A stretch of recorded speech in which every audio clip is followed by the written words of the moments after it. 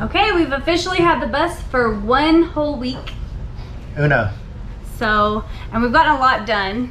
You want to tell them what we Yeah, so we got the bus right out a week ago and we drove it about 90 miles back home, which was curious because we had no gauges working. We only had like one brake light working. Anyway, it was fun driving straight through Atlanta.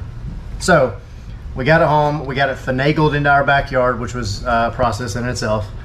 And from there, we've slowly been kind of pushing at the lights and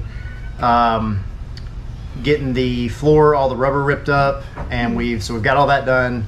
We've ripped off some of the panels on the side of the ceiling, and we've started chipping away at the actual ceiling panels now, which is, again, that's a whole process. I've gotten all the reflectors off, Yep. all the vinyls off. We've had multiple projects going on. And a good buddy of ours, I mentioned it earlier, but a good buddy of ours came over today and he did his magic and he got the rest of our lights working and got pretty much got the entire dashboard working, which is great. So now I know if I'm overheating or anything crazy. So there's a lot going on in different parts of the bus. But the biggest thing is the engine's running well. Transmission looks good. As far as mechanical stuff, there's very little minor stuff that we're gonna work on. It's not very hard. So the bus itself is doing well. And now we can put more of our focus on the actual conversion rather than just the mechanical stuff. So that's where we're at now. We're gonna keep ripping out panels and go from there. Not bad for a week. Yep.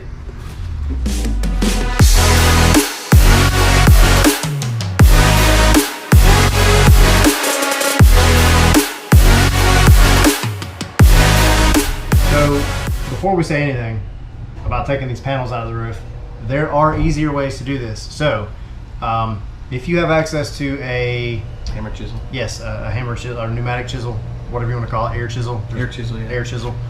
There's a bunch of names for it, but if you've got one of those and a good air compressor, by all means have at it, and you can knock out these rivets with no issues. Or if you end up with a bus that has screws, good for you. You're ahead of the game. But the way that we're doing it, first of all, we're building muscle, which is great. Muscle's yes, good. muscle's good. Endurance. Yes. So, but this is what we've been using. First, always start with safety. Yes. Safety goggles for everything. Gloves. I say necessity, especially with all this metal. So, goggles. We've had hearing aids on. Yep. Or not hearing aids. Gosh, earplugs. Had the earplugs on because we were banging away on metal. And it gets very loud in here. Mask. Pull Yep. down some of this insulation. So, safety first. Man, I'm fogging up. Safety first. Safety first. If you're fortunate enough to get screws, screw gun is awesome. There was only a couple panels in here that was screwed.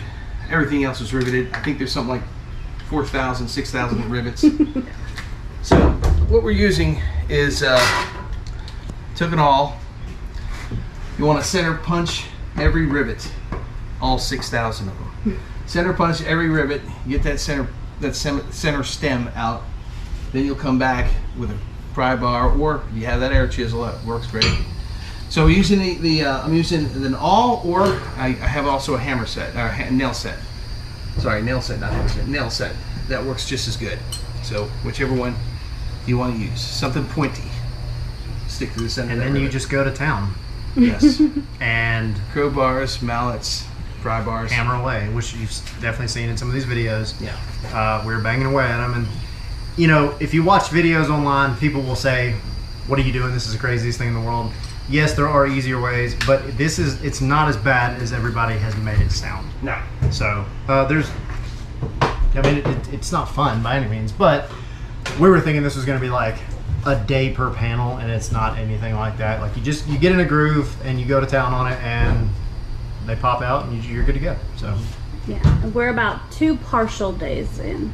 yeah, We haven't had 2 full days on it, and we've already got the side off all the way to the front on both sides, and then 2 of the big ones in the back, well, and then the wall. So Yeah. and every time we get started on a panel, Not to mention typically the floor. yes, and the floor as well. But we're also getting interrupted. We're doing 1,000 different things at the same time. So to actually take one panel and go all the way through, you're looking at us 2 working together, what, maybe 15, 20 minutes. Yeah. Roughly, if you're really going at it. So it's not terrible.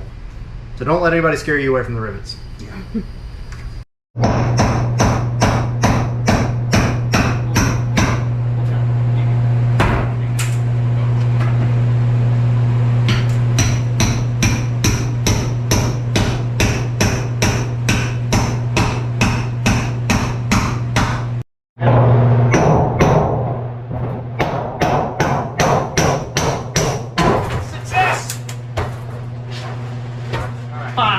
Another one down.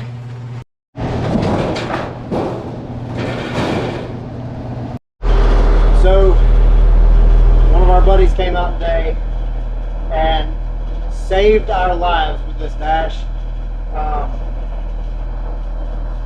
Guy seems like a magician to me, but he was able to kind of figure out how the whole thing was wired, get it all set back up again, get things hooked up properly.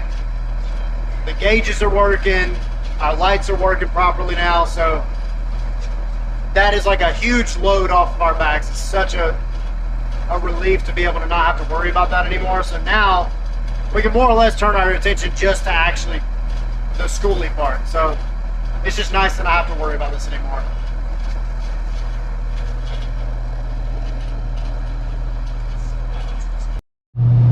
So this is what 30 years of buildup looks like.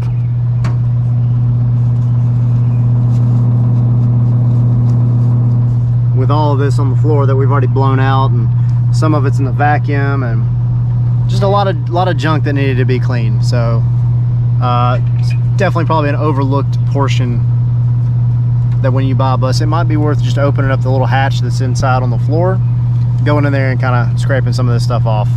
So we found that out today, and thankfully there's nothing wrong with it, but it's just worth checking and cleaning.